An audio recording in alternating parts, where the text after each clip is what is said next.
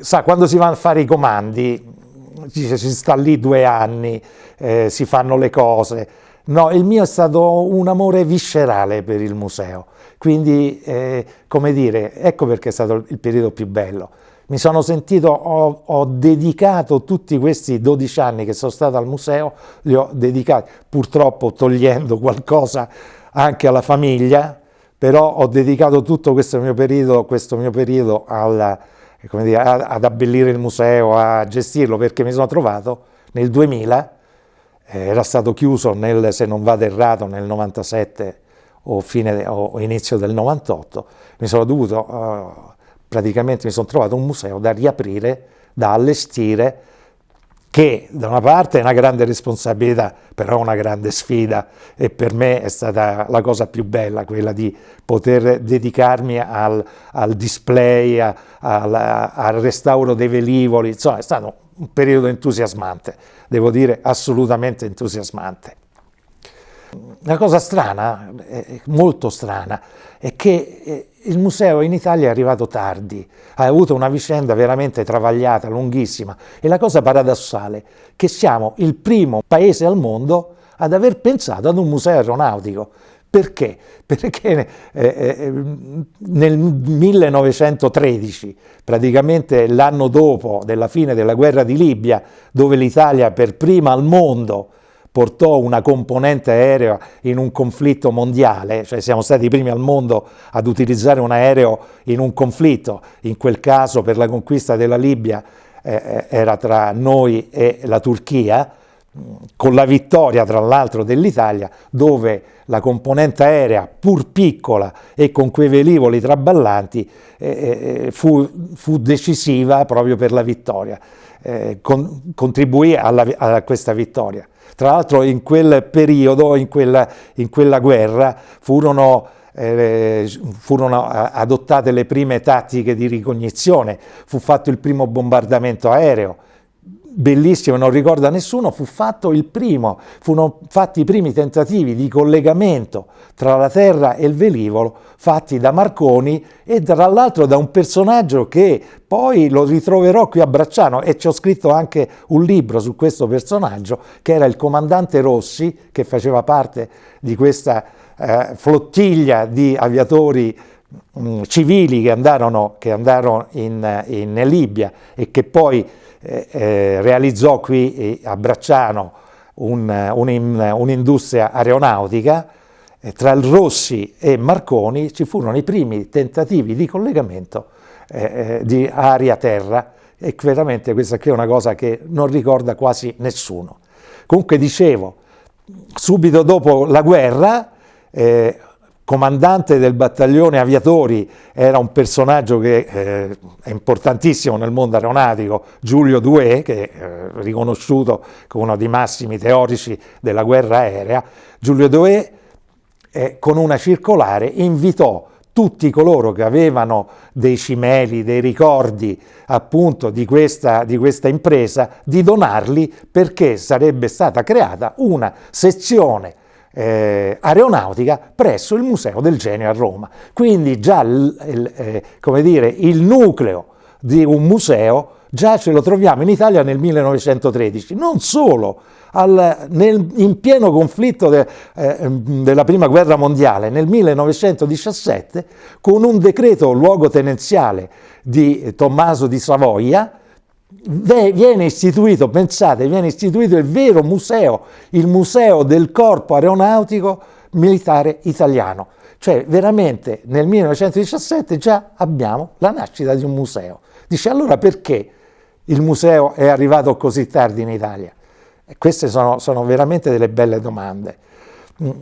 Andando nell'excursus troviamo che molti materiali che erano a Castel Sant'Angelo poi hanno avuto dislocazioni diverse, molti materiali sono andati perduti di quel periodo, ma non soltanto è andato perduto in quel periodo, è andata perduta anche l'idea del museo.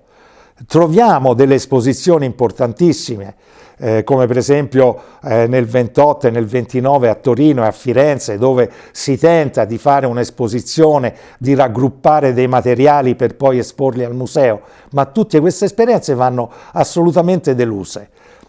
Un'altra importante diciamo occasione, questa è veramente una grandissima occasione, è l'esposizione che si fece, un'esposizione aeronautica che si fece a Milano per la Triennale di Milano, a cui contribuirono, all'allestimento contribuì lo Stato Maggiore, contribuirono i massimi architetti dell'epoca, quindi si fece un'esposizione aeronautica con cimeli e velivoli veramente importante, molto bella, ricordata da tutti, però non, anche in questo caso non ebbe diciamo, seguito.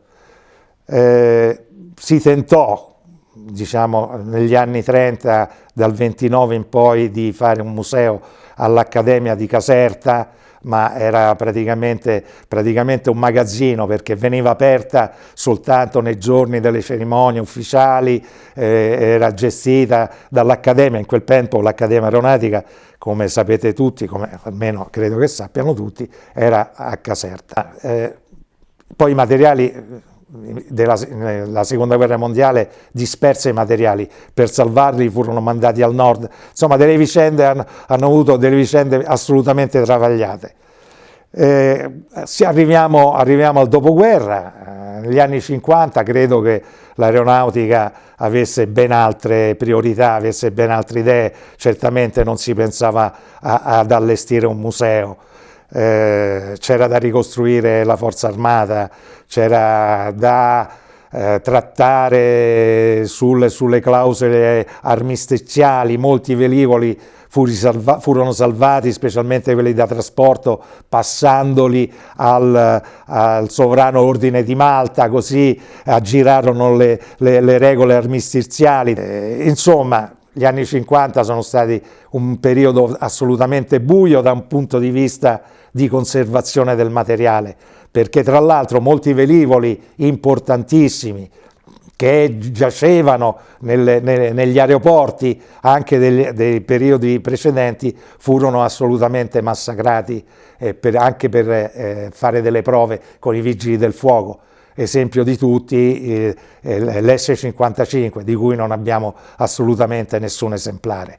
Quei velivoli che vedete nel primo padiglione del museo ancora, quelli riferibili alla Prima Guerra Mondiale, non è che sono arrivati perché qualcuno l'ha conservati, no, sono arrivati fortunosamente da noi.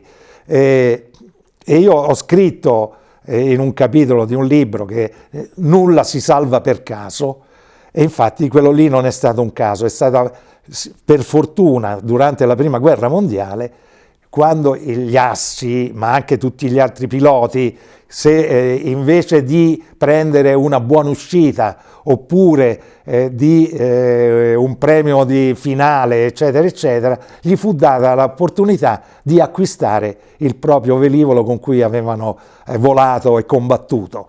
Gli fu data questa opportunità, o gli fu data l'opportunità di acquistarlo.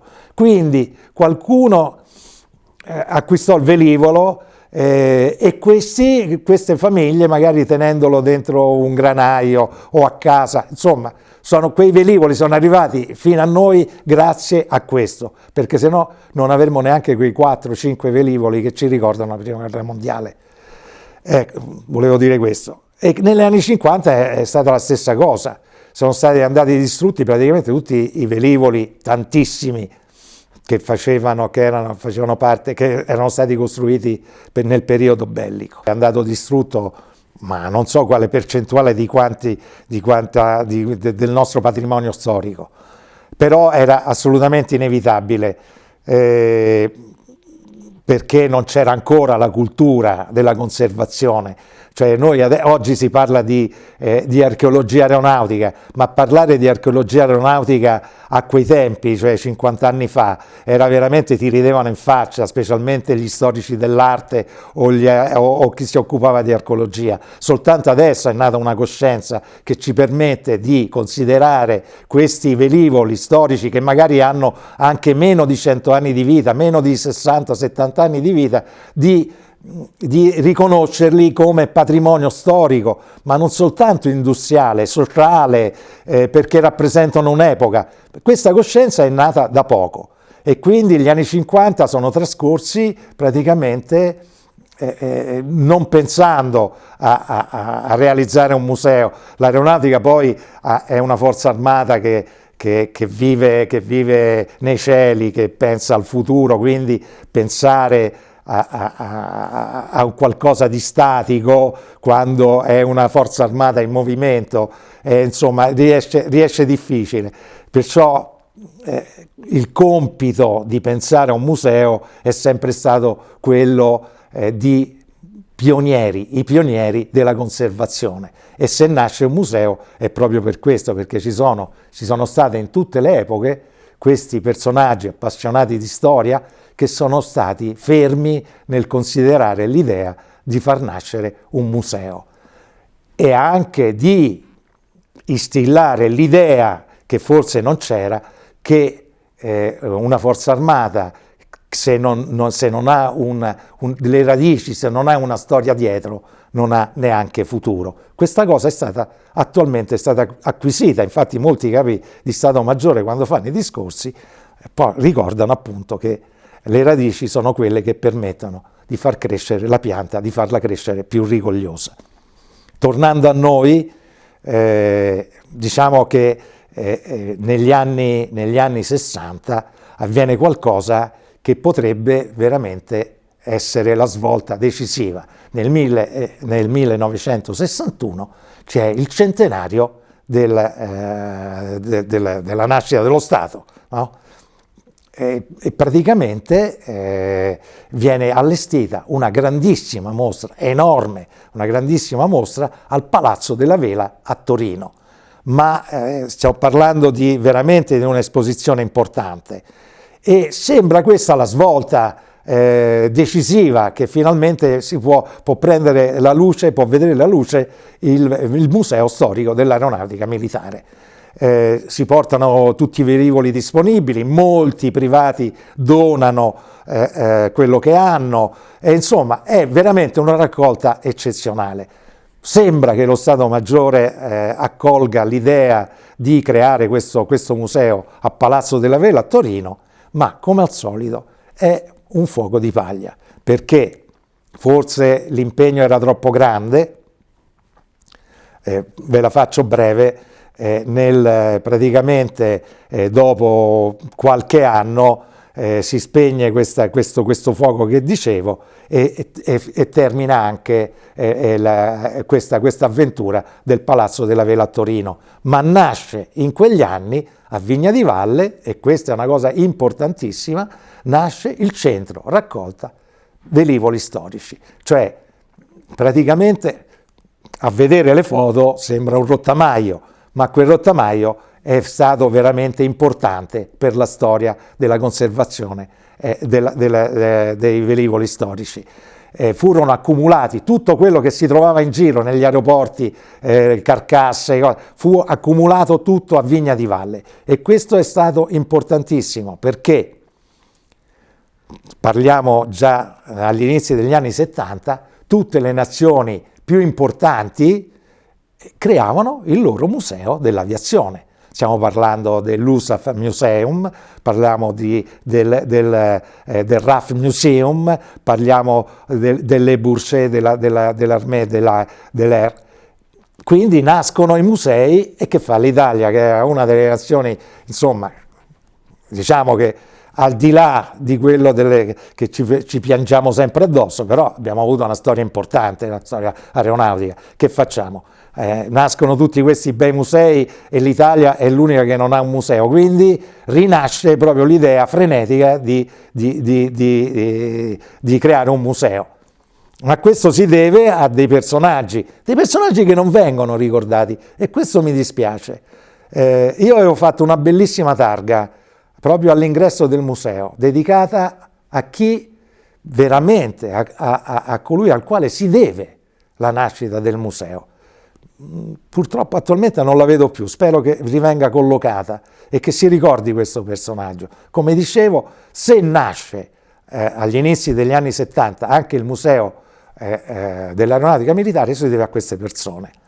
Il centro raccolta velivoli storici è a Vigna di Valle, ma Vigna di Valle ha una particolarità: ha 3 hangar enormi che non vengono più usati. Nel 1960 l'ultimo idrovolante dell'aeronautica praticamente viene dismesso. A Vigna di Valle c'era l'84esimo gruppo SAR, c'era il comando del soccorso aereo nazionale, ma non viene spostato, praticamente non ci sono più idrovolanti, nasce il 15° stormo a Ciampino con gli elicotteri, eccetera, eccetera.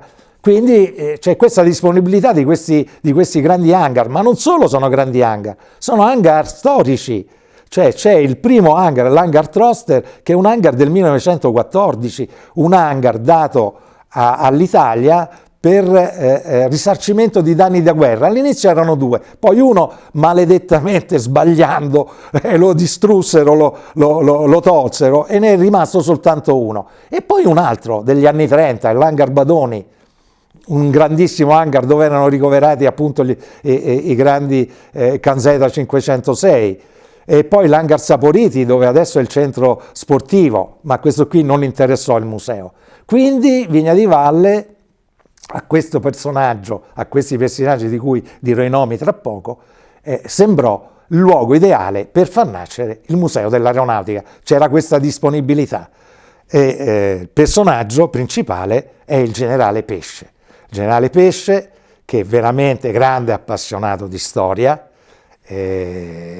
allora sottocapo di Stato Maggiore, e insieme ad un altro personaggio conosciutissimo allora, comandante anche delle Frecce Tricolori e capo ufficio storico, il colonnello Zardo, che fu comandante anche delle Frecce Tricolori. Ci aggiungo un altro personaggio che era allora il maggiore Rampelli. Questi 3 personaggi, queste 3 persone fanno nascere praticamente il Museo Storico dell'Aeronautica Militare. Uno è il sottocapo di Stato Maggiore, il colonnello Zardo è un ingegnere, non solo è un solo pilota, ma è anche un ingegnere, oltre che appassionato di storia. Il maggiore Rampelli è un architetto. Quindi si fondono queste 3 personalità e in pochissimo tempo, una volta deciso che si debba fare a Vigna di Valle il museo, si usano questi 2 hangar storici che ho detto prima, si creano dei collegamenti con, come è adesso, l'hangar Velo e l'hangar Schema, che praticamente sono due manufatti industriali, non sono come li vediamo adesso, allora non erano come li vediamo adesso, più scarni, però finalmente nel 1977, il 24 maggio del 1977, dopo un lavoro frenetico di 1 anno e mezzo, non tantissimo, riescono a far nascere il Museo Storico dell'Aeronautica. Viene inaugurato dal presidente Leone ed è praticamente l'inizio di una storia bellissima, perché il nostro museo è uno dei musei più belli al mondo dell'aeronautica. Abbiamo veramente tanta storia da raccontare e ne avremo ancora. Il futuro ci aspetta. Qual è il futuro? Il futuro è il museo volante. Il museo volante. Negli anni 90 già se ne parlava, se ne è parlato durante il periodo che sono stato direttore, non ci si è mai riusciti a far volare con le insegne dell'aeronautica militare velivoli che uscivano dalla linea. Alcuni civili, pionieri anche loro di questa fase diciamo, di ricordo e di mantenimento della memoria storica, riuscivano a far volare alcuni aerei usciti dalla linea dell'aeronautica. L'aeronautica no, per motivi burocratici, eccetera, eccetera. Ecco, quella frontiera attualmente è stata superata, anche l'aeronautica si sta avviando ad avere un flight museum e quindi questo sarà il futuro. Museo statico e museo volante, insomma, cosa chiedere di più per tutti gli appassionati dell'aeronautica. E con questo credo di aver concluso questo excursus, ricordando l'ultima cosa, che un pochino negli anni 2000, adesso questi aeroplani che sono al museo hanno un valore, hanno un certo valore. Pensate che quella è stata una lotta che abbiamo fatto con lo Stato Maggiore, e un pochino di merito me lo prendo anch'io, quei velivoli erano considerati rottami di ferro, il Macchi 205 esposto e gli altri erano rottami di ferro o al massimo fuori uso integro per uso didattico, del valore di poche decine di euro. Adesso hanno il loro valore storico ed hanno anche il loro valore economico. Grazie a tutti.